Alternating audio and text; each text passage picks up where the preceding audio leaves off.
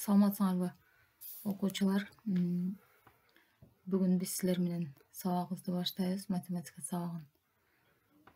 Биздин темабыз, биз буга чейин ортоломо, мод жана медиан деген темаларды өткөнбүз. Эми бүгүн өтө турган темабыз силер менен маалыматтарды уюштуруу же болбосо маалымат базаларын түзүү, ошондой эле эң негизги темабыз жыштык таблицасы. Жыштык таблица деген эмне? Ошол боюнча карайбыз. Анда жыштык таблицаны билүү үчүн, мисалы, силер маалыматтарды жыйнасаңар, кандайдыр бир маалыматтарды жыйнасаңар, анда аларды уюштуруу керек болот. Уюштуруунун бир ыкмасы бул жыштык. Же болбосо силерге түшүнүктүүрөөк болушу үчүн биз төмөндөгүдөй маселе аркылуу жыштыкты таблицасын түзүп көрөлү. Маселе: тесттин жыйынтыктарын чагылдырган 20, 50, 60, 30, 40 деген жыштык таблицасын түзүп көрөлү да силер менен. Эми ал үчүн бизге таблица түзөбүз. Бул маселени чыгарыш үчүн тесттин жыйынтыктары дейт. Кандайдыр бир класстан математика боюнча, кыргыз тили боюнча тест алганда окуучулардын кээ бирлери 20, кээ бирлери 50, 60, 30, 40 деген балдарды алышыптыр да. Ошону биз жыштык таблицасын түзүп көрөбүз.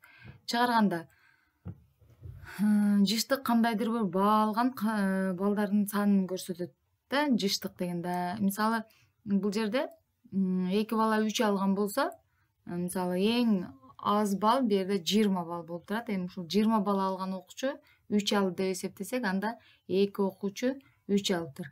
Анда ошол таблицаны түзүп көрөлүк. Таблицаны кадимкидей эле түзөбүз. Биринчи тесттин жыйынтыктарынын катары, анан жыштыктардын катары. Анда тесттин жыйынтыктары 20, 30, 40, 50, 60 болгон. Эми ушул жерде канча бала 20 деген балл алды? Жогорудагы маселеден карап, 2 окуучу 20 деген балл алыптыр, 2 окуучу 30 деген балл алыптыр, 40 деген баллды дагы 2 окуучу алыптыр, ал эми 50 деген баллды 3 окуучу, 60 деген эң жогорку баллды дагы 3 окуучу алган. Бардык катышкан окуучуларыбыздын саны 12. Демек, 12 окуучунун жыштык таблицасын ушинтип түзөт экенбиз. Жыштык дегенибиз канча бала болсо ошолордун саны, ал эми тексттин жыйынтыктары дегенде кайсы окуучу канча балл алгандыгын көрсөтүлөт экен.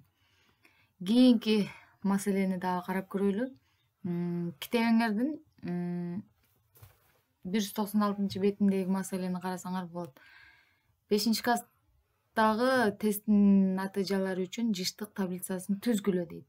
Бул учурда дагы мына бизге 30, 40, 20, 30, 10 жана башка деген жыйынтыктар келиптир.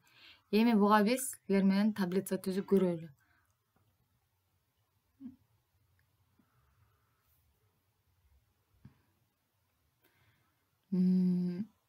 Мисалы, жыштык бул канча адам канча натыйжа алгандыгын көрсөтөт дедик, а?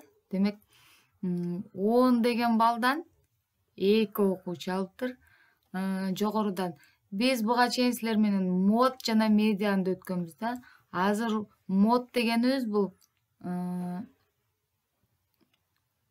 сандар тобундагы берилген сандардын кайра кайталанганы бул мод болот экен. Демек, бизде ошону пайдаланып дагы чыгарсак болот экен. Же болбосо жөн эле ошол берилген натыйжалар боюнча жыйынтык түзсөк болот.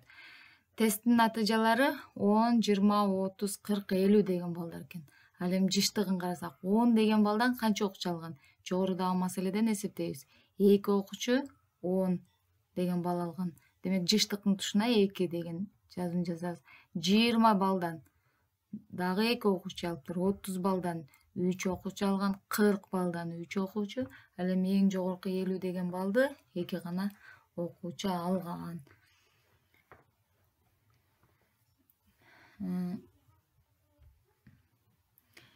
Кийинки китебиңерде 393 маселени карайлы. Максим өзүнүн классташтарынын бут кийимдеринин өлчөмүн жазды дейт. Ал бут кийимдердин өлчөмү эми размерин карап туруп жазыптыр да.